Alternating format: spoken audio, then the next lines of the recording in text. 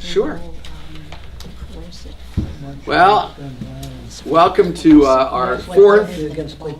It was supposed to be fourth in a series of 5 classes, but I've been given the word that we're going to have 2 more additional classes at the end of April and the beginning of May. So April 26th, I think, and May 3rd.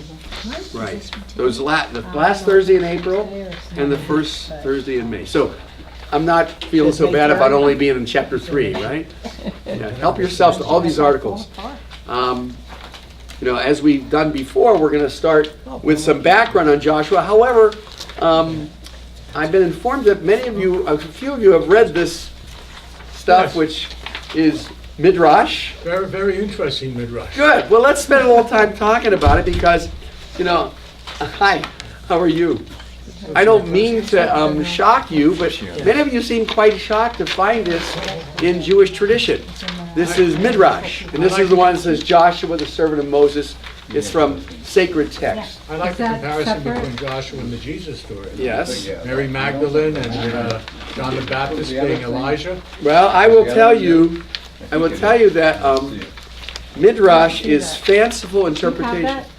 No, I only have this one copy. Okay. Well, I might have another one. Let me just see. If I have another copy, I'll give it to you. I don't need it. In any case, I think it's important for us to look at Midrash because Midrash is our ancestors' way of doing all kinds of explanation and justification and apologetics, and very often they get quite fanciful and really spread out pretty far in terms of their imagination. Isn't that almost like the Greek mythology? Yeah, it's a mythology, but it's our mythology, see? Yeah. And it's The other person's here's the superstition. extra copy. Thank you. Please help Thank you yourself. very That explains things that we don't understand. Right, and it's not based on any fact. It's based on the questions that the rabbis ask, and I find it fascinating to see how they make connections. I especially liked the connection between Joshua and Noah, right? And that was something about he was swallowed up by a fish, right? And then 3 days spit out. Never heard that one before. Yeah, of course. These are ancient themes, ancient literary themes, and the Jews, like every other people, were affected by the literature of the people around them. I mean, think about your education here in America. I mean, you didn't just go to Cheder and learn Torah and Midrash. You went to school and you studied Shakespeare and Faulkner and all these great writers, and you probably saw in many of the writers lots of influence of ancient writers, of the Bible. The Bible has probably influenced more novels and more literature of our day than any other collection of literature.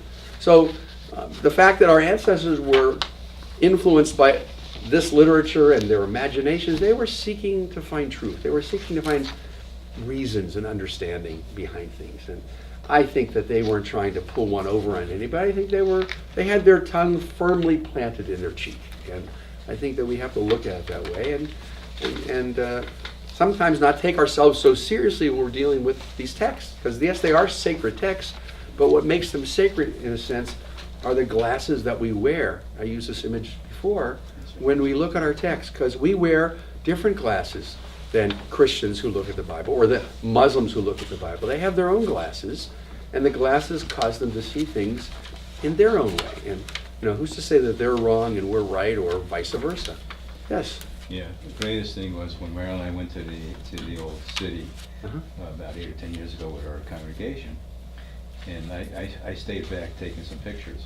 So I listened to one conversation in the same spot from our leader, and then 3 minutes later, same spot from a Christian group.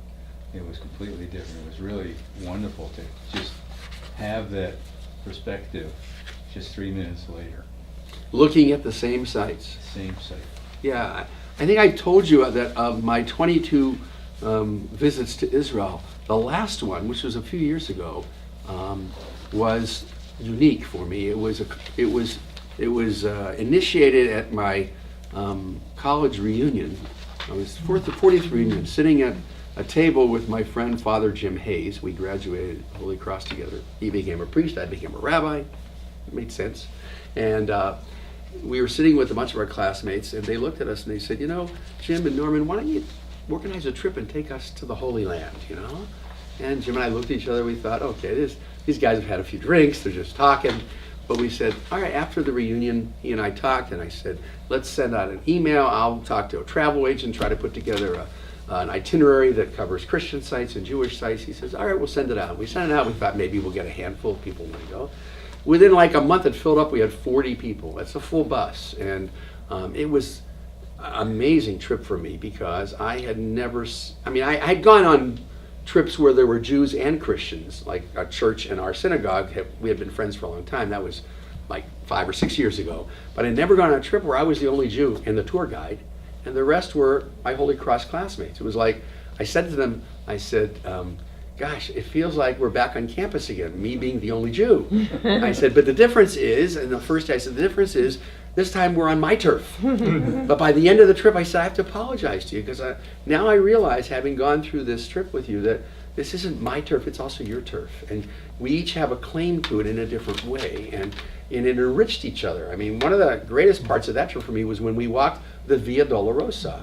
That Saturday morning, we went to HUC for services, and many of them had never been to a synagogue service before. And HUC has a wonderful service filled with music, and it's in Hebrew because it's in Israel. You know, it's funny, people, American Jews, they go to Israel and they go to Hebrew Union College, and they go for services, and they figure, oh, we're going to have a service in English because, you know, it's Hebrew Union. But they say, it's Reform. Isn't it supposed to be English and Hebrew? And we always explained when we were students, this is like 45 years ago, we say, no. Reform is a combination of the vernacular and Hebrew. In America, it's English and Hebrew. In France, it's French and Hebrew. In Italy, it's Italian and Hebrew. In Israel, it's Hebrew and Hebrew. And so we went to the service, but they were so moved by all the singing and the joy, because very often, I don't know how many of you have gone to Mass, it's pretty serious, pretty, straight and narrow kind of stuff. So they saw a different kind of stuff. They liked it. So then we went, that afternoon, we took a tour of the old city, and we walked the Via Dolorosa, and Father Jim, he assigned different readings to our classmates to read at the different stops along the Via Dolorosa. You know, there's certain stops along the way. And we got to the Church of the Holy Sepulchre, which is the last stop. We went in there, and I could see how affected they were. And I listened to them as they read those passages from the New Testament. And I was very moved. And then we went into this chapel in the Church of the Holy Sepulchre, and Jim conducted Mass there, not just for our group, but there were a lot of other people who came in. And he gave a sermon in English about what a trip it's been. And he talked about services at the Hebrew Union College. He talked about when we were at the Sea of Galilee, and he stood up on the mount, up on the mountain there, and gave, the Sermon on the Mount, but his own Sermon on the Mount. It was just a spectacular kind of a trip. So what you're saying is exactly true, that if we stop to think that because someone else sees something a certain way, doesn't mean that the way we see it is invalid. It makes room for lots of respect for various interpretations and understandings of these holy places and these holy words, and that's why I just sort of like this stuff. I'm very playful. If you don't know me yet, I'm a very playful kind of guy, and I like these kinds of interpretations. So, but I'm not so concerned on the journalistic truth of these stories, but rather the deeper moral truths and truths about life that we can really gather and glean from these stories. So anyhow, with that in mind, I'd like to open up though. Marty, you said you read this and you had some particular questions about it. Did you have anything in there that really struck you? Well, we have read the text. Yes. Okay, and you have some commentary, and then all this crazy. You mean Narishkeit? Well, it's like someone is writing their own story of Joshua, which differs in so many ways from this. There's one there where he married Rahab. Right. And they were the progenitors of 6 prophets. Right. And 1 judge. Right. Okay. That's the way that they see the story, right? So basically, this is a new writing. Well, I want to tell you something. When I've been studying the book of Ruth for a long time, and one of the things that fascinated me was, if you remember, Naomi is the mother, and her two sons marry Ruth and Orpah. Remember? You remember Orpah? Orpah was the one wife of Naomi's one son, and Ruth was the wife of the other son. And both sons died, and Naomi says to them, "No, go back to your own land. I don't have any more children for you to marry, so you should go back and get married to, someone in Moab and all that stuff." And after a little convincing, Orpah decides to go back, but Ruth stays with her, right? And the rabbis look at that and they think, "Oh, how could Ruth abandon Naomi?" Well, of course, for good reason. She wanted to have a family and she wanted to go back and all that, right? In fact, the word Orpah means the back of the neck, because that's what you saw. Yes. I believe that's who Oprah was named after. That's correct, but they misspelled it on the birth misspelled it, certificate. yes. That's exactly right. And it's a good thing, because if they hadn't misspelled it, her company could not have been called Harpo Productions. That's right. Which is Oprah backwards, right? Okay, so it's very good. I like that. Yeah, but her name was supposed to be Orpah, but it's Oprah. Anyhow, so Orpah, you see the back of the neck, and Ruth means friend. One who was a friend, and also like a shepherd. So she stays. So in the Midrash, you're going to like this. In the Midrash, that what happens is Ruth goes with Naomi back to the land of Israel, and she marries Boaz, who's a relative, and because of Boaz and Ruth have a child, and then that child has a child, and eventually comes to King David. And it's a great punchline of the story, that if we turn away the stranger, we might miss out on someone as great as King David, and we're not embracing. So the rabbis say, okay, so Ruth's descendant was King David. Who was Orpah's descendant? You've read enough of that stuff to take a good guess as to what do you think they might have said. David, King David. Who was King David's big nemesis? Remember the slingshot? Goliath. Orpah is the great grandmother of Goliath, just as Ruth is the grandmother, the grandmother of David. So there's a certain kind of literary balance there. It doesn't mean that it's absolutely true, but they were saying just as David came from one, Goliath came from the other. It's a powerful story that links that story with the rest of Jewish tradition. So they're all descendants of Naomi. And they're all descendants of Naomi, that's right. Rabbi. Not really, no, because descendants of Orpah left. Right, Orpah left. She was the daughter-in-law, and so was Ruth, yes. But Ruth wasn't technically not Jewish, according to modern. Well, No, but she assimilated and said, "Your God will be my God." Yeah, but the Midrash has different things to say about that too. When she goes to Naomi and she says, "I want to go with you," and she says, "Your people will be my people, your God, my God," they say that was a conversion, right? So that was a conversion. So why isn't it good enough today? Well, it's good enough for me. Yeah. But the fact of the matter is, the question the rabbis then raise is, what happened before that? Because didn't Ruth marry Naomi's son, who was a nice Jewish boy, right? Right. So how could she have married a Jewish boy if she wasn't Jewish then? So some texts say she converted to marry Naomi's son.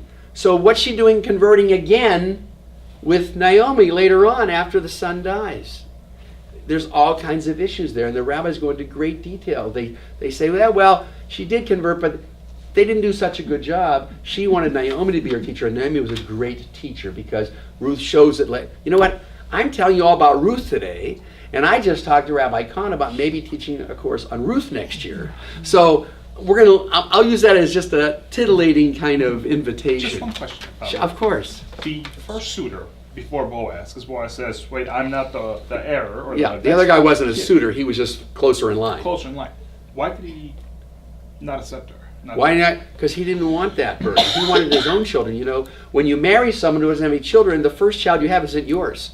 It's the son of the dead person.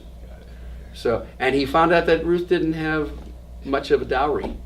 And so he was quick to get rid of it. But it was considered degrading not to follow up on it. And therefore, the ceremony concerns... That's the ceremony with the sheep. Yes, spitting and whatnot. It's like you're embarrassed and ashamed because you didn't do your duty. See? Yeah. Anyhow, we're getting way off the subject, because we So want to get what back kind to of John, but this is Midrash. Sounds What like kind of Torah conversion study. did they have before this, though? What's that? What kind of conversion did they have before They this? didn't have conversion. This is conversion developed later, you know? So, but you said that she might have converted before marriage. Well, the rabbis speculate on Oh, that okay. later on, but no, I think that in those days, becoming a Jew was becoming part of a people, and Becoming part the of the word tribe. the word for conversion in Hebrew is not convert. Convert means to sort of switch, all of a sudden kind of thing. In Judaism, the process of becoming a Jew is gerut, and it comes from the Stranger. word ger or lagur, which means to live, to dwell. So by living among a certain people, you pick up their culture, you pick up their habits, and even today when people convert and they meet with rabbis, they don't just learn theology, they don't just learn Bible, they learn how to go to seders and cook Jewish, and there's lots of cultural things that go along, and it takes a long time to be that assimilated into the people, because we're not just a religion, we're a people with What I read, Rabbi, was that she moved away from idolatry to believing in the one God, the Jewish God, Right. the Israeli. Right. Well, they said the same thing about Jethro, Moses' father-in-law, who was a Midianite priest. So, all right, so that's what Midrash comes from, Marty. It's a way of dealing with things that are so hard to figure out. But so take it with a grain of salt. Okay, no, but the authors of this are, of course, unknown. Well, many of the Midrash occurs in collections of Midrash by rabbis. There's Pirkei de Rabbi Eliezer, and there's the great Midrash Rabbah, written by many rabbis. Around when? What's that? Around when? Oh, over centuries. It began probably the moment the Bible was canonized, and they started discussing things, and it was oral first and then written down. But throughout the rabbinic period, and Midrash is even written today in some ways. When you do a modern, you do a modern interpretation. I mean, even Joseph and the Amazing Technicolor Dreamcoat is a Midrash. Maybe not by a rabbi, but it's a Midrash on the Joseph story. Sometimes you ask kids in the classroom to make up their midrash. That's to exactly explain the story. that's a great assignment to give to kids in classrooms. Okay, so more comments on this before we get into Joshua tonight. This is fun. Steve, you were the first one that brought this up last week, and I know you regret it because I kept on picking on you. I have nothing to say. I mean, it's just stories. Right, there's stories. That's right. There's You stories, read it and you and they stay in your mind. interpret it any way you want to interpret it, because obviously these people are interpreting it any way they want to. You can, but there are certain midrash that become sort of the classical midrash, the Right. ones that people say, yeah, that makes sense, and Right. and that becomes more acceptable. That's absolutely true. I mean, I think you have a logical explanation of something and kind of makes sense, as opposed to a seacoast, the monsters view. I mean, Right. Which is maybe a guy had a little bit too much to drink in Safad one night. Have you ever read a biblical book called Ezekiel?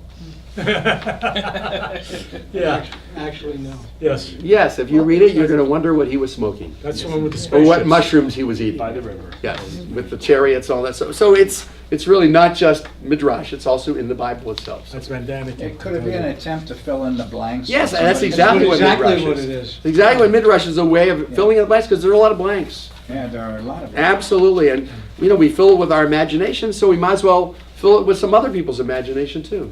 Okay, so now we're going to get to the map tonight for the first time, and we left off last week talking about the idea that God had now decided it was time for these tenants, those 7 tribes, those 7 groups of people, the Canaanites, to move. Their lease was up, and it was time for the Israelites to move in. But implied in that, and this was implied within the Bible, and the prophets bring it up again and again and again, every time they're chastising Israel, we're getting the land, but we could lose it. The promise is an eternal promise, but there are conditions. This idea that we're the chosen people, that's an idea that's caused so many problems over the years. People look at it and think that it's Jewish arrogance, Mm-hmm. But if you really examine what being chosen is in Jewish biblical thought and in rabbinic thought, it's really chosen for responsibility.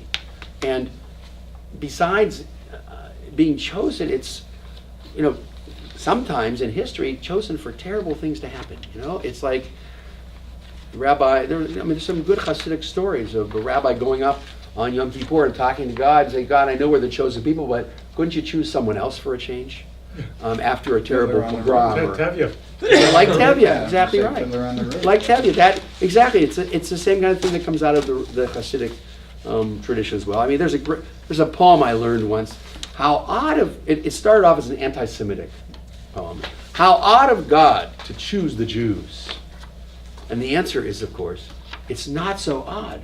The Jews choose God, and it's really what chosenness is. Chosenness is taking on this responsibility, and it shows up in the Midrash a lot when people are, the Israelites take upon themselves lots of responsibilities.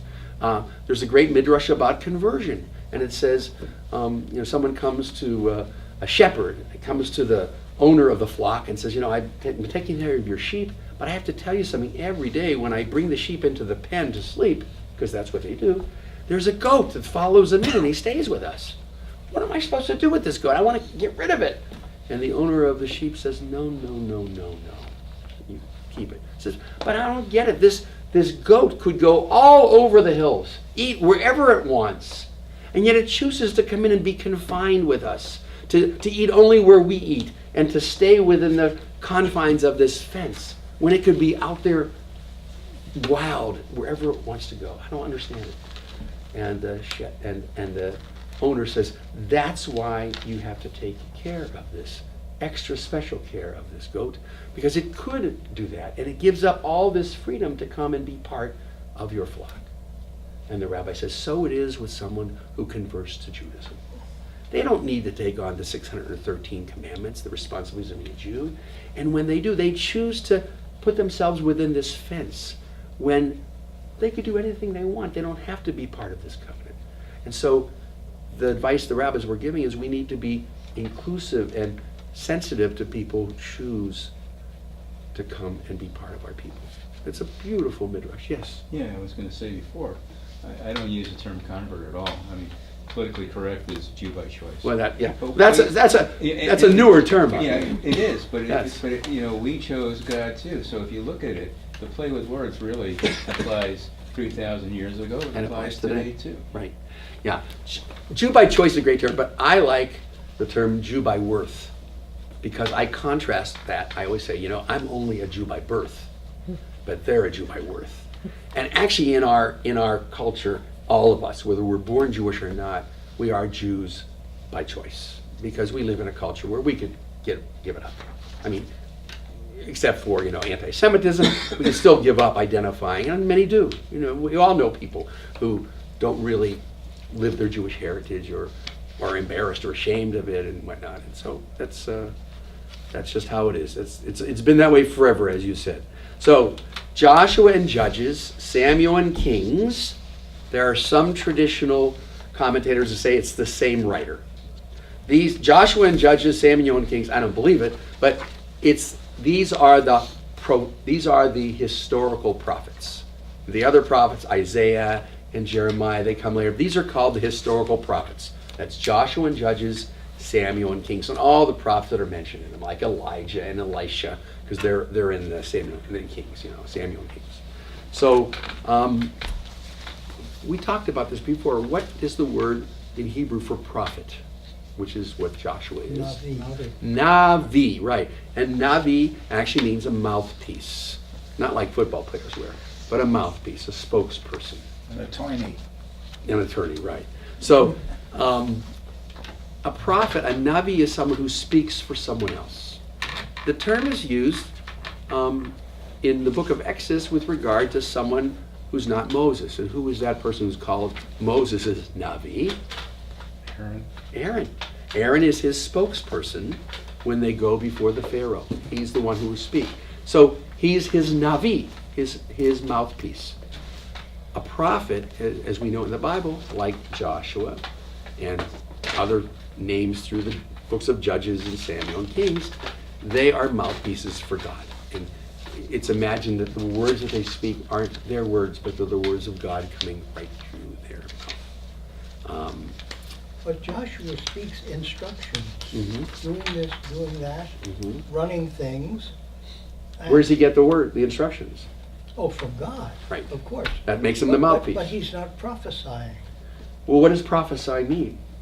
talking about what's going to happen in the future. That's what we in the 21st century Yeah. consider a prophet, like Jean Dixon, right? Jean Dixon. Remember Jean Dixon? Yeah. She would make predictions every year. They'd be in the National Enquirer. Jean Dixon predicts this year, da da da da da da da. But no, a prophet really is not someone who predicts the future. A prophet is someone who assesses what's going on and speaks for God. And says, you're going the wrong way, turn around. Yeah, I think of Jonah. yeah. And you think about it, it's really morally. They see that something's going on and what's going to lead to is not good. It's not really predicting, a future event or something like that. It's trying to get people on the straight and narrow. That's exactly right. So Joshua is considered a prophet. Here's to answer your question. It's one of the first 6 books. That's Joshua, Judges, Samuel, and Kings. How did I get 6 books? I thought it was just 4. First Samuel, Second Samuel, First Kings, Second Kings. And you remember why there's 2 Samuels, 2 Kings? Because the scrolls are It would have been too big to carry. That's right. So he's one of the. His book is the first of the 6 books of the 21 books that make up the section of the Tanakh we call Nevi'im, or prophets. He's a different kind of prophet because he's considered historical. No, and you know, she said that some people consider this to be the 6th book Of the Torah, right? Yeah. But he's also the first of this other 6 books. It's a different kind of hexateuch, right? And the reason he is considered prophetic is also because, historical, he finishes the story that the first 5 books of the Torah started. He finishes the story of Abraham and Isaac and Jacob, who were promised that I will bring you to the land. I will be your God. Joshua is the one who makes that happen. He's the one who concludes that dream. So he details for us the conquest of the land and the fulfillment of the promise of God to Abraham. So, ever wonder, and here's a good question for it, who wrote Joshua? That's It good. depends- it You have depends- to ask our It resident depends who writer. you ask. D. Who? D. That's very good. Yes. In the JEPD theory, we talked about that last week a little bit, the documentary hypothesis. Joshua is considered to be written by the same person who wrote Deuteronomy because of style, right? D. That's very good. By the way, in the New Testament, they have the same issues. There's the 4 Gospels, right? It's Matthew, Mark, Luke, and John. And then the book after that is called Acts, or Acts of the Apostle. And it's very clear to scholars that Acts was written by the writer of Luke, because it follows directly. So you have that same kind of, it's amazing when I love studying New Testament and Christianity, because it's amazing some of the parallels in literature and in the way things work. So the rabbis, who do you think the rabbis in the Talmud claim that the book was written by? God. No, that's good. I like that. That's a good guess. No. God said that God, some people think that God wrote everything That's correct. that was ever written. Right, I know. I don't believe that, but some people do.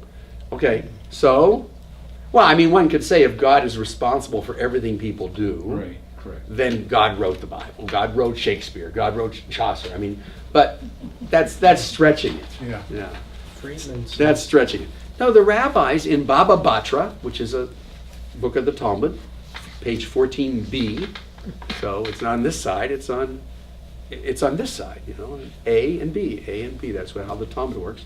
They claim that it was Joshua who wrote the book himself. Okay, so If God wrote it in Genesis, where he says, in the beginning God created, wouldn't it be in the beginning I created, Mhm. if God was writing it? that's exactly the same argument that we're going to use to say that Joshua didn't write this. Because in Joshua, we're going to see it when we get to the text, and we'll get to the text tonight. But we don't have just one more class, we have 3 more after tonight, so that gives us room to move. Some people concede that he wrote almost all of it, except the very end. Yes, that's another answer, and that's a very good solution. But many people say that Moses couldn't have written Deuteronomy because in the end it says that Moses died and was buried, right? No one knows where he's buried. So Joshua finished it. Maybe Joshua finished, maybe he didn't. And then in Joshua, there's a time in the text tonight, it says, and up until this very day, da da da da. So how could Joshua have written that? Steve? Well, in Friedman's book, who wrote the Bible, he says it was Jeremiah. Jeremiah. Okay. Well, Jeremiah was a very literary prophet, right? And not only do they attribute the book of Jeremiah to him, and some Joshua, but what else they attribute to Jeremiah? Lamentations, right? Lamentations. When the temple was destroyed during Jeremiah's time, apparently he was supposed to have written that. Some say that Baruch wrote it. You know who Baruch is? That's not the guy that we mention in every blessing. Baruch was Jeremiah's scribe. And so he was his secretary. And so maybe Baruch wrote it. Who knows? But there are a couple theories that claim that the book is indeed historical, and it was written at the time of or shortly after the events it actually describes. That hardly ever happens in biblical books. Biblical books are oral for a long, long time before they're written down. That's why there's so many different errors and problems with text, because they're oral. And most things are oral before they're written. Think of stories that we tell, right? And sometimes we get older with, I want to write it down. Maybe we do, sometimes we don't. So those who hold to that theory believe that any information that's contained in the book that describes later events were simply added in a later date as the book was edited over time. And by the way, when something is put into a book much later, it's called a gloss. Gloss. That's a academic term for, a scholarly term for the things that are added to text. Gloss. Sometimes glosses are very obvious when you're reading a text. Something interrupts the text, and you say, oh, that was a gloss. Now, there's another great scholar from the Middle Ages. You may have heard of him, and it was the 15th century, Portugal, near Spain. His name was Abravanel. You heard of Abravanel? I love it. His first name is Don Isaac. Sounds like he was in The Sopranos, you know. Don Isaac Abravanel was this Portuguese scholar, Jewish scholar, and he claimed it's a much later book. And the clues are exactly what we're going to see tonight. It says, until this day, which suggests it was written later, until this day. Also, the book of Joshua mentions something called the book of Yashar. Now, in your materials that I gave you, there's I don't know if any of you have read this one yet. You didn't have to. That's the book of Joshua, Yeshua. Well, the book of Yashar is something that we don't have any copy of today. I'm going to find the article. I have it here. Because it's a short piece on what the book of Yashar is here. It looks like this. It's among your sheets. See if you can find it. There's the book of Yashar atop.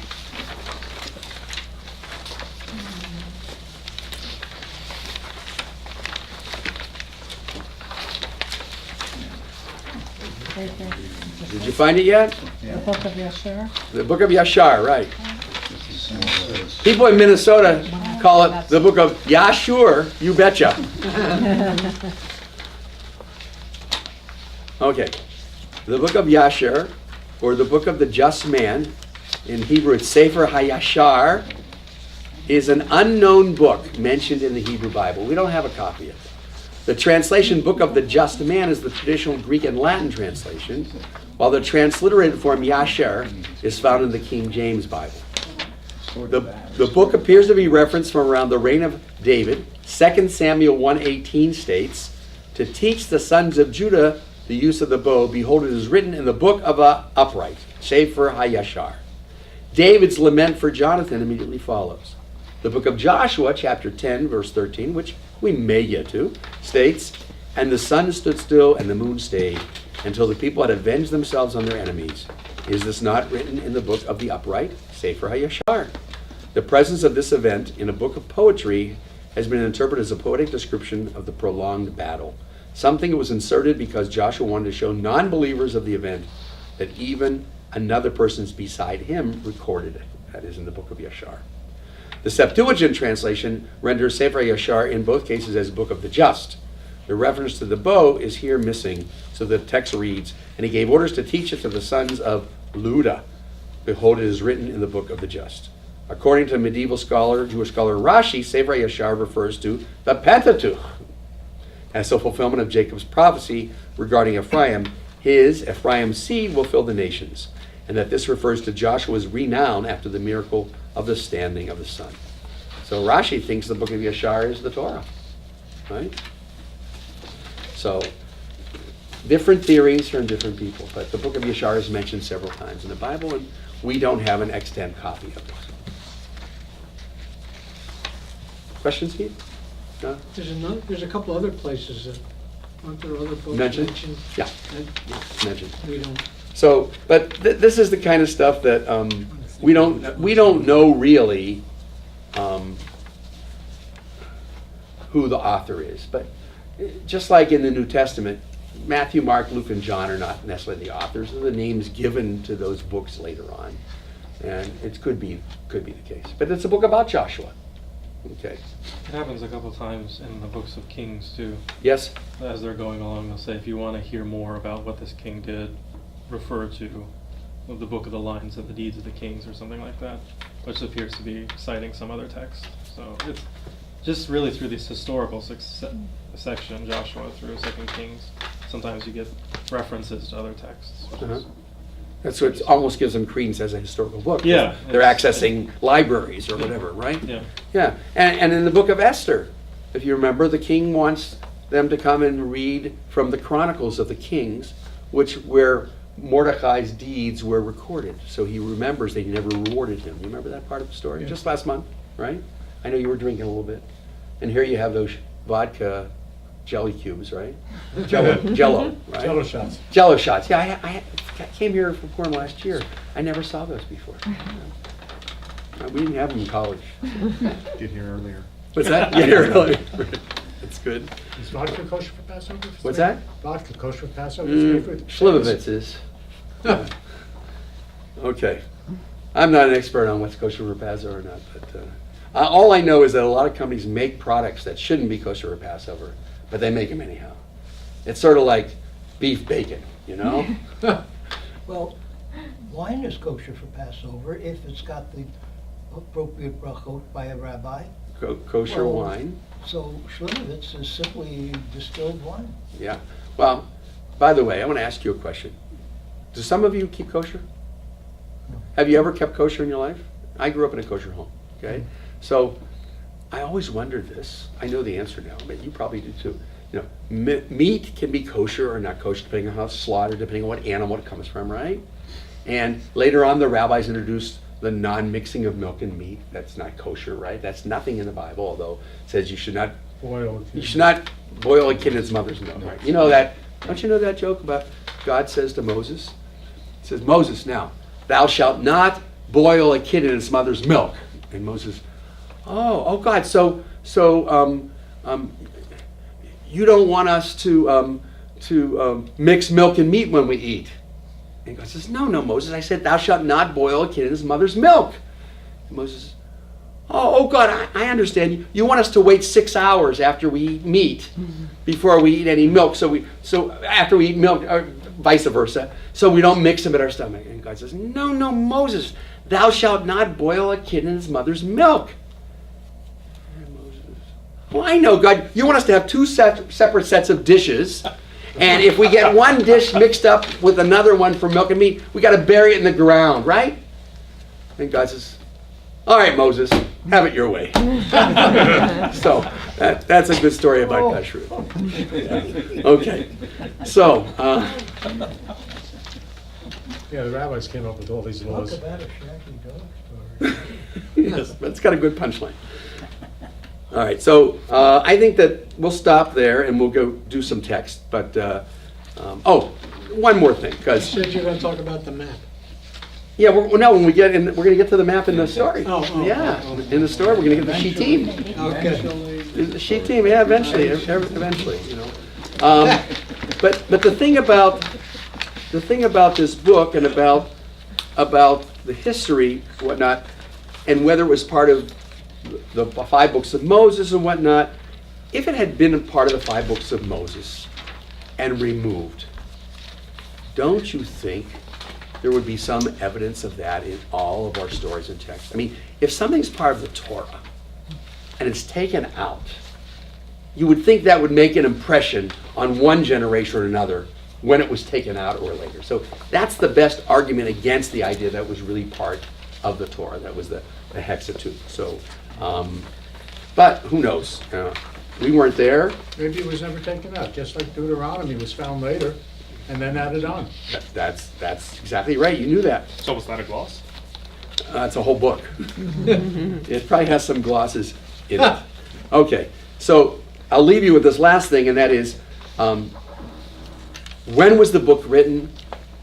Depending on who wrote it, depending on which parts, it goes anywhere from the year 900 BCE to the year 500 BC. Most scholars would agree that somewhere between those 400 years, from the time of the conquest to the Babylonian exile in the 6th century before Common Era. Okay, so now let's go to our text. And we are in chapter 3, correct? Yes, sir. Okay, so, and get your map out, because we're going to see what's going to happen here now. Get your map out. Thank you, Stephen, for getting that map to all of us. Volunteer to read. Yes, anybody else need a map? No, we got it? Okay, good. By the way, you guys are all lucky to be here tonight, because everybody else in this class is home cooking. We almost didn't have the class because okay. Took a break. Yeah, you took a break. Good. Yeah. Do you make gefilte fish? Huh? Do you make gefilte fish from scratch? No, you have to move after that. We used to. Yeah, a lot of people Clear do. out the house. Well, you got to clean out the house afterwards. Right? Okay, No. it smells. Radish I ones. smell. Oh, it's I heard stories. It's wonderful. I heard stories of grandmothers, from my grandmother's generation, where they would go out and get a huge fish and put it in the bathtub. Yes, Yes. yeah, I heard. Some of you have heard those stories too, right? That's true. Carp. Some pike and carp, right? Yes. Right, I remember my mother grating the horseradish itself on the back porch. Uh-huh. I And heard crying. that. Yeah. I do a Let's Talk thing at the JCC the first Wednesday of every month. And one year I asked about traditions. And it was the first time I had heard about the fish in the bathtub. Uh-huh. And there were 2 or 3 people among the 35 or so people that they were familiar with that. Yeah, well, but if you realize, if they kept the fish in the bathtub for a long period of time, it wouldn't be the fish that smelled. Okay. It'd be dead. All right. So let's start with chapter 3. Who would like to read? Early next morning, Joshua and all the Israelites set out from Shittim. Okay, let's look where Shittim is. You better say it properly, Shittim. Shittim. Yeah, otherwise you're putting a Hebrew plural on a word we don't want to have plural on. Okay. It's Shittim. On the east side of the Jordan. That's correct. You see it on the map? It's on the east side of the Jordan. That's where they were. Remember? Because Joshua had gone into Jericho, then they went back. Remember? They went back for the 3 days, and here they gathered all the Israelites who were waiting for them, because you remember not Joshua, but the other 2 spies had come back, right? It wasn't Joshua this time. He was early on. Joshua, in some of the Midrash, was supposed to have gone. Caleb, They're advanced. somebody else. Caleb, and who was Caleb? He had gone in with Joshua, Yeah, so he was one of the- he one knew of the the land. spies, yeah. And the other one was? It was in there. It was in Is the, a descendant of Ephraim. I think it was one of Ephraim. We'll get They're to it. reconnoitering. Yeah, it's we'll in get the- to It's in the it. crazy. Phineas? What's that? Phineas? How do you say Oh, it? Pinchas. That's right. It was Pinchas. Thank you. Phineas is the name in English, and that's how Howdy Doody got Phineas T. Bluster. Remember Phineas T. Bluster? Of course. Yeah. So, but Phineas is Pinchas. Pinchas is that famous character who stabbed the 2 people who were copulating in In the Yeah. belly. It- Here's the belly. what's that? And he only used 1 spear to get them both. So that was pretty self-descriptive of what they were doing. So yes, Pinchas. And Pinchas is the one who goes in because he can trust him, I think. That's what he says. So let's go on and let's read. So Joshua and all Israel set out from Shittim and marched to the Jordan. So you can see the direction of the arrow there. And you see the Jordan River. Yeah, and there's a couple tributaries. Looks like he went over water a couple times, right? A few times. We're going to read about that in just a moment. Gilgal is also important. And Gilgal in Hebrew is a circle. Gilgal. Remember that song? Al Galgalim, Al Galgalim, Al Galgalim. You know that song? Choo choo. It's for preschool. Are you a preschool teacher? No, Oh. but I know that Debbie Friedman. No, right, that's right. Yeah. Al Harakeb, da-da-da-da-da. Okay, there's some of that, right. Let's go on. They did not cross immediately, but spent the night there. Now, what's that remind you of? Jacob, remember? When Jacob is about to go meet his brother, he sleeps on one side of the river and has those dreams before he goes over. Okay. 3 days later, the officials went through the camp and charged the people as follows, quote, "When you see the Ark of the Covenant of the Lord your God being borne by the Levitical priests, you shall move forward, follow it, but keep a distance of some 2,000 cubits from it, never coming any closer to it, so that you may know by what route to march, since it is a road you have not traveled before." End of quote. And Joshua said to the people, quote, "Purify yourselves, for tomorrow the Lord will perform wonders in your midst." Okay, so stop for a second here. Anything seem familiar to you here? Moses, purify yourself. That's right, that same phrase in Exodus 19 before they go to get the, goes up the mountain, he says, "Purify yourselves. Tomorrow the Lord will perform wonders in your midst." That reminds us when Aaron tells the people when they want the golden calf, he says, "Tomorrow will be a festival of the Lord." What he means is by then God will be back, and he's trying to delay them. That's from Kehilah, right? And what's this business about the Ark of the Covenant of the Lord being borne by the Levitical priests? And they go first. They go Sends the corn in first. first. And what? Sends the corn in first. Yeah, so they're taking Nachshon's place here. Remember Nachshon, who was the fellow who walked in at the Red Sea, and the Red Sea split? So their role is going to be to go in there, but you're supposed to stay far away from it. You don't want to get too close. You know, we see all kinds of things that happen when people get too close to the ark, remember? That'll kill you if you get close. Yeah, right. That's right. With King David, yeah, when he brings it into the land of Israel, right? Yeah. Solar generator. Maybe, I don't know, that's too much Steven Spielberg for me, but you're right. So there's some power to that, but it's also an idea of reverence, you know, reverence, staying a little bit away, right? A little bit away. Do you ever see this kind of experience anywhere today? Military. Huh? Our militaries around the world do that. They send Okay. their scouts first. Same concept here. Oh, good, good. All right. Well, you have royal parades, even the king and queen of England or other places. But you don't swarm them. No, you have to stay a distance. That's the point. You got to stay there. Even the prince. And even the president, when any prominent person when they travel, you have to have a distance between yourselves and the parade. But here you're making distance between you and the Ark of the Covenant, right? I remember taking confirmation class from Minnesota to New York. We used to go on New York trips when it was a small confirmation class because I couldn't take 40 kids to New York. But when it was like 10 kids, we used to go and rent a little van and I'd drive them around. And one of the places we stopped was at 770. You know what 770 is? God. Hmm? Isn't it? Headquarters of the Lubavitcher. Yeah, but That's the headquarters of the Lubavitch movement. That's right. And this was when the Rebbe was still alive. This tells you how long ago it was. And we used to go on Sunday morning because that's when the Rebbe would come, and people would. It's a sight that you wouldn't believe. I'd take the kids early in the morning. We go out there and on the lawn of 770. And if you can't get to New York to see it, there's a copy of it in Israel. They built an exact copy of the 770 building in Israel, so that when the Lubavitcher comes back, he'll be able to go and live there in Israel.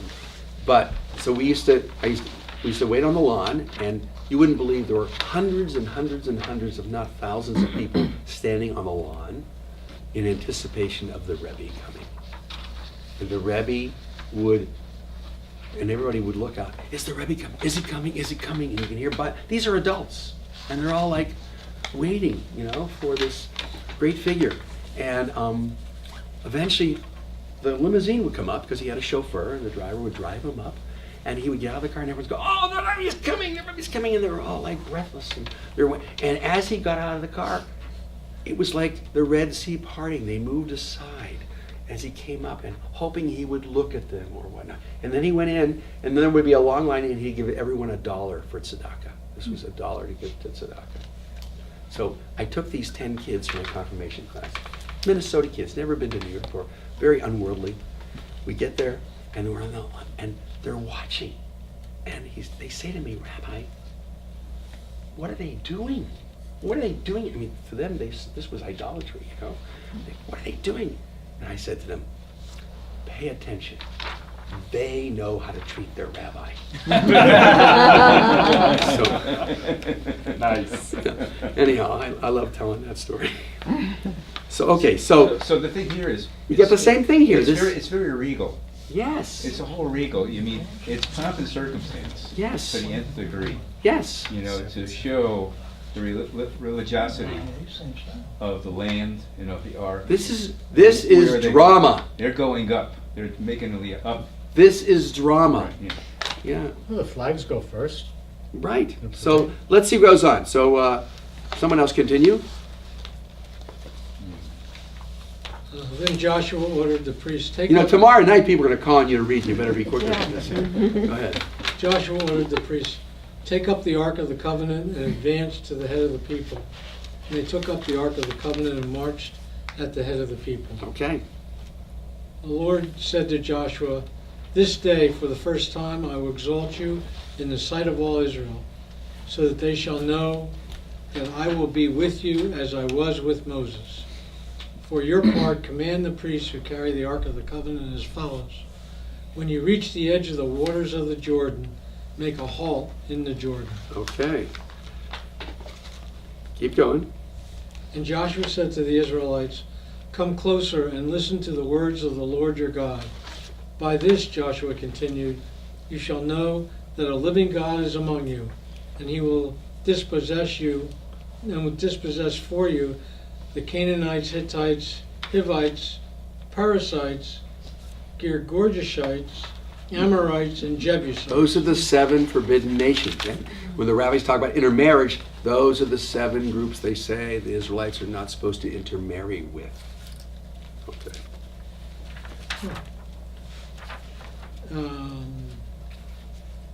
The Ark of the Covenant of the Sovereign of all the earth is advancing before you into the Jordan.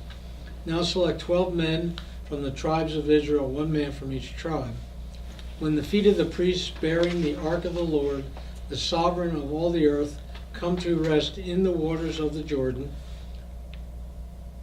the water coming from upstream, will be cut off and will stand in a single heap. Okay, so he's going to tell them what kind of great vision they're going to see when the water splits. You know, he's got experience because he remembers the Red Sea. So I have a question for you here. This article about anything you can do, I can do better. You know, Yeah. and we talked about how Joshua's trying to do lots of things like Moses. Okay, so what quality of Moses is Joshua emulating by sending the Ark of the Covenant to lead the people through the water? He's basically following God. Yes, but what quality is he trying to again emulate? What was, of all Moses' qualities, what is he most famous for when we talk about his Humility. character? Humility. Humility. Exactly. Humility. How is Joshua being humble in this scene? They have the priests go first. By having the priest and, more importantly, the Ark of the Covenant. What's Joshua saying? It's not me who's leading you. It's God. And that's what the Ark of the Covenant is. So he's doing tzimtzum tzum. He's shrinking his ego here. And in some ways, that was trying to be, in some ways, like Moses, because Moses was always so humble, right? So I think we sometimes miss that. Why is it the Ark of the Covenant? I know they have the Ark of the Covenant now. They had the Ark of the Covenant before, right?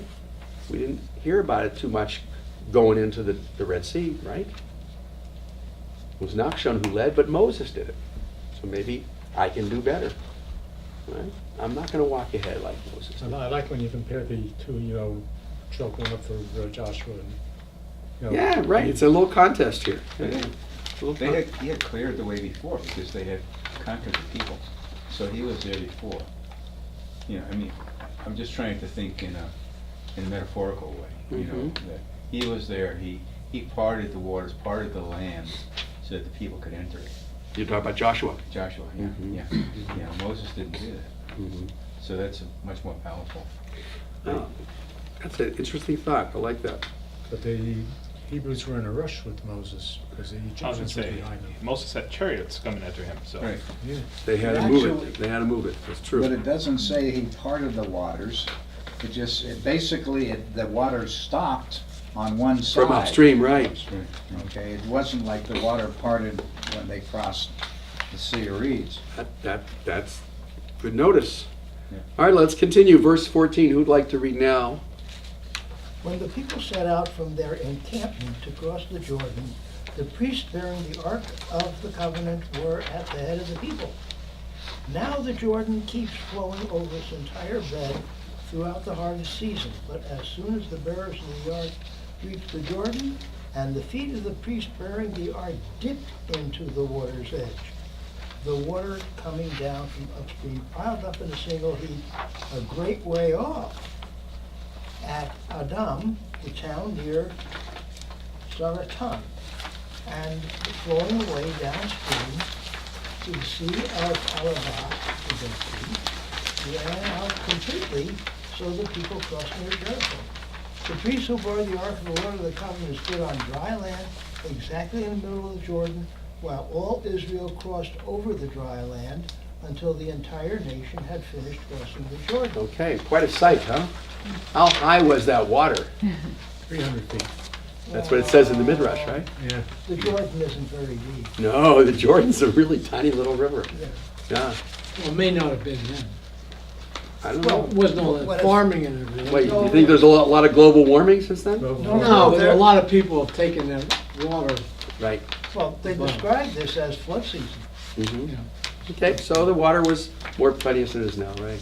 I told you the first time I went to Israel, the Dead Sea was one body of water.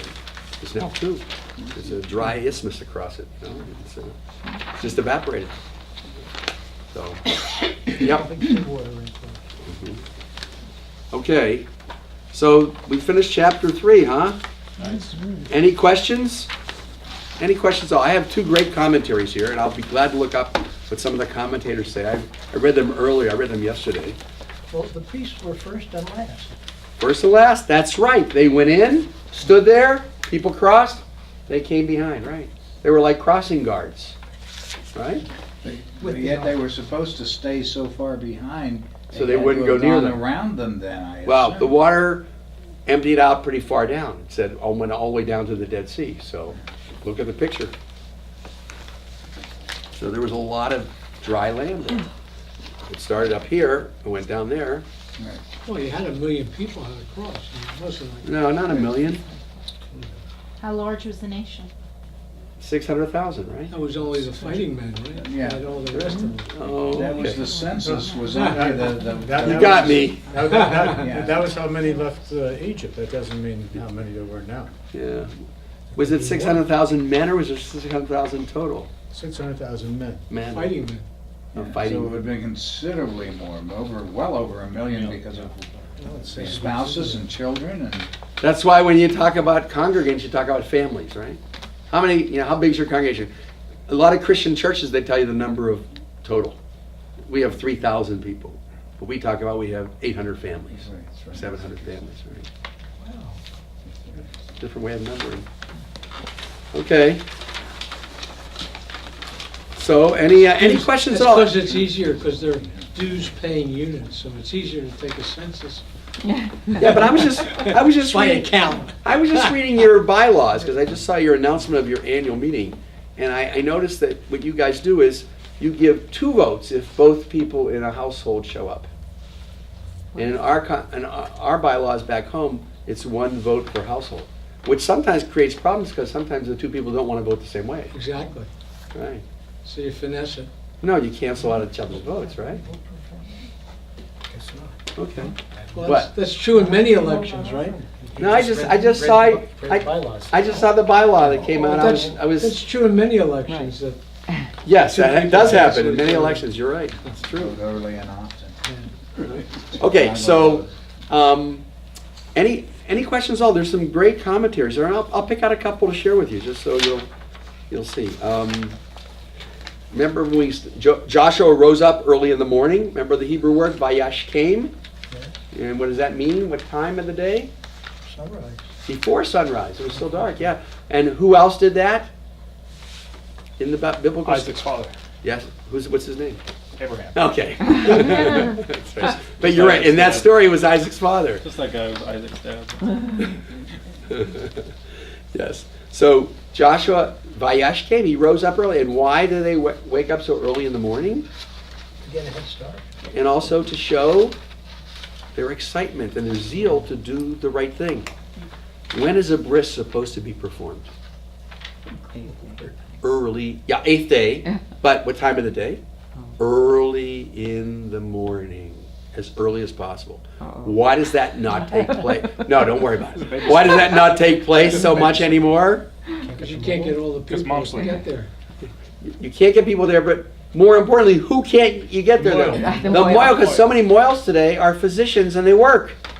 So when are most brises performed? Probably late in the afternoon. Either late afternoon, evening, or lunchtime. That's when the doctor can sneak away and come and do it at the house, right? So when I was born and when many of you were born, that's not how it worked because we weren't circumcised at home. Our mothers were allowed to stay in the hospital for a week or so. Yeah. Right. 8 days my mother was staying. Yes, that's You right. get out of bed for 5 days. Right, but that's not how it works today anymore. Right? That's right. No, you're in and out. In and out right away. Now, some of the hospitals kept bris rooms even after the change went in terms of how long someone could stay in the hospital. And so they would sometimes go back to the hospital for the bris because they had a bris, room arranged with a little seating and a little glass wall for the moil to stand behind and a little fainting bed for the mother. And so... What about a fainting bed for the fathers? Yeah, that's true, yeah. Okay, so I'm going to see if there's anything else that Rashi or anybody else has here. The 7 forbidden tribes, I never heard of that before. Yeah, the 7 forbidden tribes. It's mentioned in the daily prayers for... Yep. Is this the only place it's mentioned? No, they're mentioned somewhere else too, where it talks about... Was it because they didn't want the women causing the men to go back to idolatry? Well, that's what they say, and that's, by the way, what takes place in the book of Ezra. The book of Ezra is written at a time following the Babylonian exile, and many of the Israelite men had married Babylonian women, and they had children, and they came back. And some of the Israelites got really upset, and they came to Ezra and says, we can't have them here. They're going to cause our men to become idol worshipers because that's all they know from where they came from. And Ezra, read Ezra, you'll see this is very harsh. Ezra issues a decree that all Babylonian wives and the children have to go back to Babylonia and leave their husbands in the land of Israel. Can you imagine that? No, I can't imagine either, which is why, by the way, I love the book of Ruth. The book of Ruth was written as an answer to that. Ruth was a Moabite woman. It was worse than Babylonia. It was the worst place. And what the book of Ruth says is if we send them away when they want to be part of us, we're going to miss out on some of the greatest part of our tradition, including King David. So Ruth is actually a polemic against Ezra. And that's how you can date it when it was written. Yeah. Now that's one theory. Other people say the book of Ruth means something else, but that's one I subscribe to. I just think that Ruth is a direct answer to that ethos of Ezra. That you can't change them. They're going to be idol worshipers. Listen, I want to tell you something. In my experience as a rabbi, in the many marriages I've seen where, let's say, the wife wasn't born Jewish, and even when they don't convert, sometimes they become the propelling force that brings those children up as Jews. I've seen it time and again. Not all the time, but It's often the rule rather than the exception. well, especially if a woman converts. Yeah. Especially if a woman converts. But even when there isn't a conversion and they make a promise when they get married that those kids are going to be raised Jewish, they carry it out with zeal, often. And more so than sometimes the Jewish-born husband. So, anyhow, 5-minute break, and then we'll come back and do a little more, okay? So let's go to chapter 4 and see how far we can get in there, because we're doing pretty well. I predict we could, well, there's like 24 chapters in Joshua, but we got 3 more weeks, so it's less tonight. Who would like to begin reading? Come on, one of the 2 ladies that are left here. Okay. When the entire nation had finished crossing the Jordan, the Lord said to Joshua, "Select 12 men from among the people, 1 from each tribe, and instruct them as follows. Pick up 12 stones from the spot exactly in the middle of the Jordan where the priest's feet are standing. Take them along with you and deposit them in the place where you will spend the night." Okay, what's this business of 12? This is the 12 tribes, and it's representative. You know, there's a representative kind of government going on here, symbolic or otherwise. And you have this number 12. That's very important. There's something about 12 I remember 12 reading. strokes in the ephod.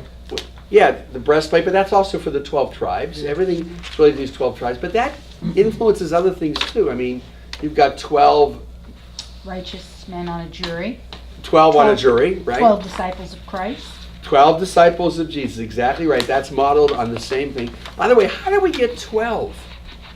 12 months. Yeah, but yeah, that's true. But how do we get 12 to begin with? Well, the Joseph's brothers. Joseph's Right. brothers, Right. but counting Joseph was the 12th. Right. Joseph had Right. 11 brothers Right. and a sister, but we don't really hear a lot about her, Well, except for when Jacob she gets had raped. 12 What? Jacob had 12 sons. Jacob had 12 sons, but that's not who the 12 tribes. There's no tribe of Joseph, is there? The 2 combined. Isn't there? No, but his 2 sons, His 2 sons. right? And then the Levi doesn't have any. That's right. The Levites don't have land, but they're still a tribe. The Levites are a tribe, so the 12 tribes are, you take Joseph out, and you put Ephraim and Manasseh, right? And then you divide the land up, and you have the 12 tribes plus the Levites, who are the priests who minister to all 12 of the tribes. So the number 12 remains intact. Now, you know, you said the 12 sons of Jacob, but you know there's a theory. You'll like this. Another midrash. No. Yours is the midrash, because the story. Some scholars claim that the story of the 12 sons was created to explain how these 12 different groups of people came together to form this amphictyony, this tribal confederation. Somehow these 12 different groups, Reuben, Gad, name them all, found themselves in the land as connected somehow politically.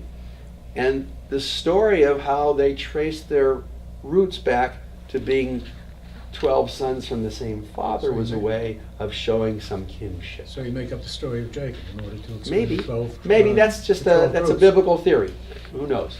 You know, this is so long ago, we don't know. Steve? So in Richard Elliott Friedman's book, The Exodus, Yes? his theory is there wasn't all 12 tribes coming out of Egypt. It was just the Levites who joined the 11, and then they made them the descendants of Levi and added him in to make the 12 tribes. So they there's sort of another way of explaining how this, we don't know, but we have, this is not a history book.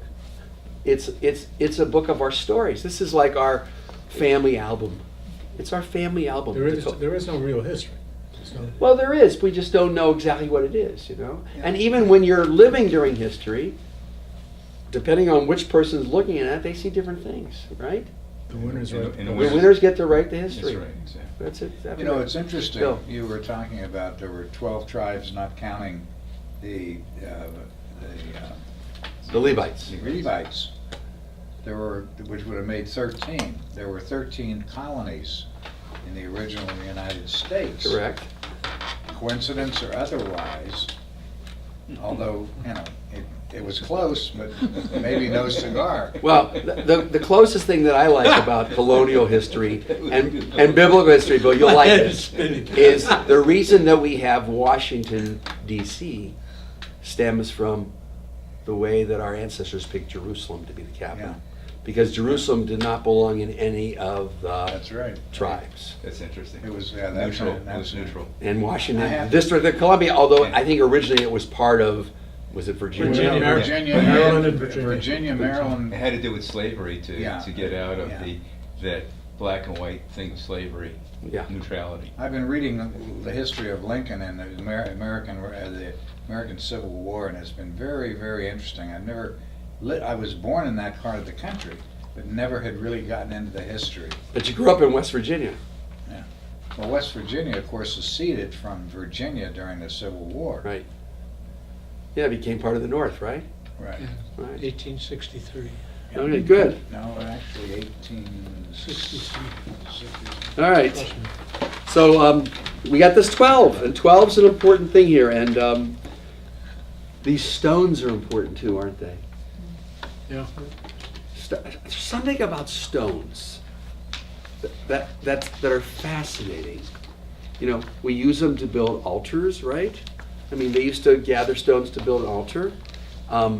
We put them on graves today on top of stones, but they used to be the graves. That's where they used to mark graves, by putting a pile of stones. That's really why we put the stone on there now, among other reasons, but that was probably the original thing. Stones don't deteriorate. That's right, stones last forever. Not all of them, some like sandstone, Well, yeah. but Generally somebody, speaking. so my grandson was here, as you know, a couple weeks ago, and you know, we went out and bought all these toys and all these fancy things, right? And you know, we're expecting, we put them away, we're gonna give them to him. He doesn't want, he wants to go out with me and walk in the desert and find stones. And the simplest things make him so happy. And he picks up a stone, and you see he sort of rubs it, and he can appreciate it's a real strong, hard, flat stone that was attracted to. It's permanent. It's a permanent thing. But stones have this power. And we built stones, high points, right? A lot of them were pagan places. They would put piles of stones. David used one. What? David And David used a stone to take down Goliath. That's It's just right. don't tap the same stone twice. The second time, talk to it. Well, actually, the first time he was supposed to talk to it. Yeah. He was supposed to not ever hit it. He was supposed to talk to it, and he not only hit it once, but he hit it twice, which made it even more egregious. But you're right. Don't hit You a hurt his stone. feelings. Yeah, you'll hold. If you can hurt a stone's feelings, and you're not supposed to hurt a stone's feelings, imagine how sensitive we should be about people's feelings, right? Alachat kama v'kama, so much more so. Yes. Stones throw away. Stones throw away. Okay. So let's go on. Why don't you continue? Okay. Joshua summoned the 12 men whom he had designated among the Israelites, one from each tribe.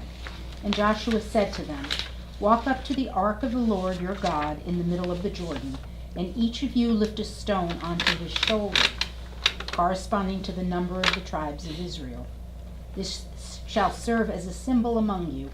In time to come, when your children ask, 'What is the meaning of these stones for you?' you shall tell them, 'The waters of the Jordan were cut off because of the ark of the Lord's covenant. When it passed through the Jordan, the waters of the Jordan were cut off.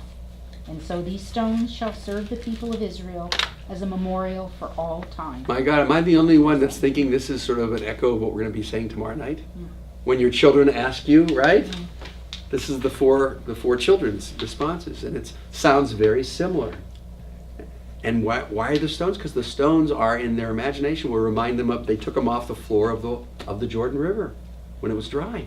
So it's a memento of this occasion when they were able to get to them at the bottom of the river. Terrific. You want to continue? Sure. Go, thanks. The Israelites did as Joshua ordered. They picked up 12 stones, corresponding to the number of the tribes of Israel, from the middle of the Jordan, as the Lord had charged Joshua, and they took them along with them to their night encampment and deposited them there. Joshua also set up 12 stones in the middle of the Jordan, at the spot where the feet of the priests bearing the Ark of the Covenant had stood. and they have remained there to this day. Okay, there you go.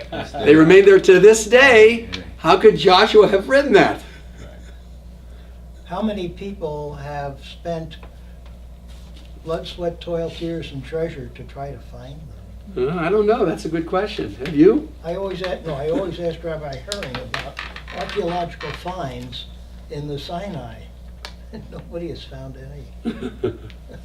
And he said it's not for the looking. Yeah, it's just hard to find. You know, 1 million people. Yeah. There gotta And be the something question there. about to this day, Yes. in our lifetime or in the writer's lifetime? And the other question, being somewhat pragmatic, why wouldn't the flow of the river eventually undermine them and wash them away? So the question is, to what day was it being referred to? Yeah, we don't know, but They were too heavy. I maybe need to they be were very practical heavy about it, and but- buried into the bed of the ocean. I mean, of the river. I don't know. Those are all good questions. With the river so low, they should be uncovered by now, right? But the fact of it is, they remain there to this day, because this is something that happened back then, but it's up to this day. So they will say And this what is day not might Joshua that be? writing this part. Oh, okay. 3 weeks afterwards? Okay, please.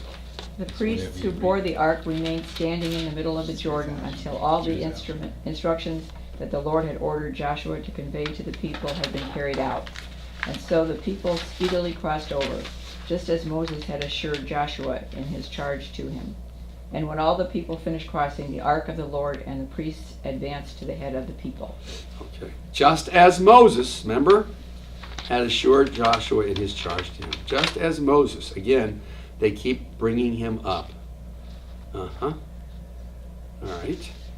And speedily crossed over. Because just like Moses, they were in a hurry. Okay. Now we can read about the groups. Just an interesting thing about stones, though, geologically. Stones don't just happen. It takes a period of time, the force of the river, to polish them and erode them. So the stones are really showing the force of this river over a long period of time. It's a symbol of time, of eternity. Yeah, exactly. Stones are solid. Yeah, so it's an interesting thing to kind of think that way. I think you're right. And yeah, think of what is one of the most sacred sites for the Jewish people today. The wall. The Kotel. These stones that represent a time past, the time the temple stood, it was surrounding the temple, and here we are. We stand there at the stone. We also do unveilings at graves where we take a stone, and very often these stones today now are a very high quality kind of marble or something that's going to last forever. Because I don't know if you've ever gone to old cemeteries like Cincinnati, where I lived for a long time. You can hardly read the stones because over the years they used to make them out of a stone that didn't endure, but now these stones are polished and they're finished so that they will last. And I don't know the custom here because I've only been to a couple of funerals here, but in Minnesota now, especially among many of the Russian Jews, they put pictures on their headstones. That's an old Photos. custom. I know, but they're doing it again now. Yeah.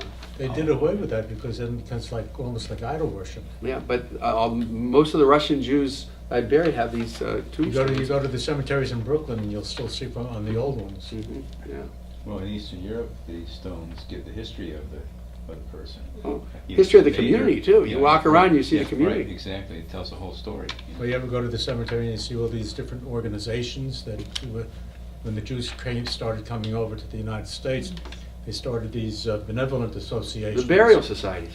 Yeah, that's basically, That's the first organization they formed when they came Yeah. over because Even people had before died on the way over. synagogues. well, years Even before and years ago, I synagogue. belonged to one of those. Yeah, you did. Very interesting. All right, so we have now the exception. We have a few minutes. I think we can finish this chapter.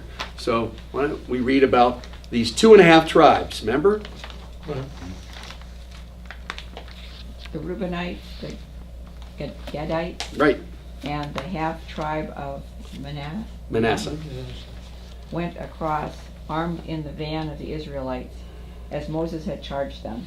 About 40,000 shock troops went across, at the instance of the Lord, to the steps of Jericho for battle. So now we're seeing why Joshua's historical book. He is completing this part that we left undone in Deuteronomy. When they were coming through there on that land before they crossed over, they said to Moses, you know, we don't need land over there across the Jordan. We'll have our land over here because we have lots of sheep and flocks, and this is really good land for that.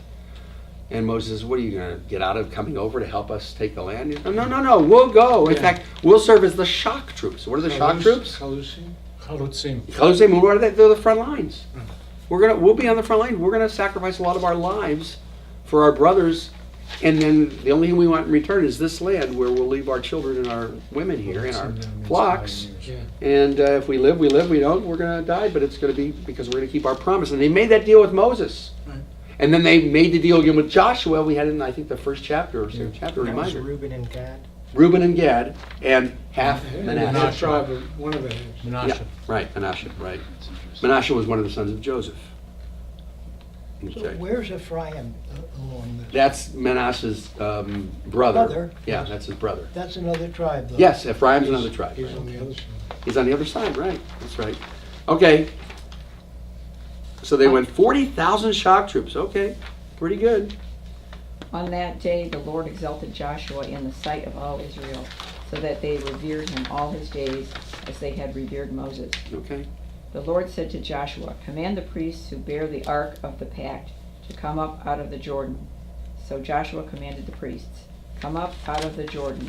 As soon as the priests who bore the ark of the Lord's covenant came up out of the Jordan, and the feet of the priests stepped onto the dry ground, the waters of the Jordan resumed their course, flowing over its entire bed as before. A Cecil B. DeMille scene, right?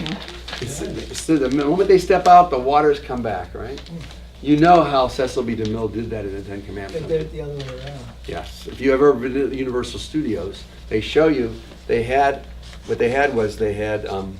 two like glass aquariums, big ones, and water in both of them. And then what they did was they filmed it by breaking the glass and filming as the water poured and filled up. And then what they did is they showed the film backwards. Wow. Okay. That's how they showed the waters parting. But here we have the opposite. So it wasn't real. Well, in that midrash thing it is, yeah. Okay. Let's keep going. We're doing great here. The people came up from the Jordan on the 10th day of the first month, and encamped at Gilgal on the... Take a look at your map. There it is, Gilgal. You see where it is? Right next to Jericho. Yeah. On the eastern border of Jericho, and Joshua set up in Gilgal the 12 stones they had taken from the Jordan. He charged the Israelites as follows. In time to come, when your children ask their fathers, what is the meaning of those stones? Tell your children, here the Israelites crossed the Jordan on dry land. For the Lord your God dried up the waters of the Jordan before you until you crossed, just as the Lord your God did to the Sea of Reeds, which he dried up before us until we crossed. Thus all the peoples of the earth shall know how mighty is the hand of the Lord, and you shall fear the Lord your God always. Okay, so this is really full circle, reminding us of crossing of the Red Sea and the crossing of the Jordan. There's Moses, there's Joshua, right? And there's the echo of the 10 plagues and the contest between Pharaoh and God, so that everyone in the world will know that I am the Lord thy God. And here you have this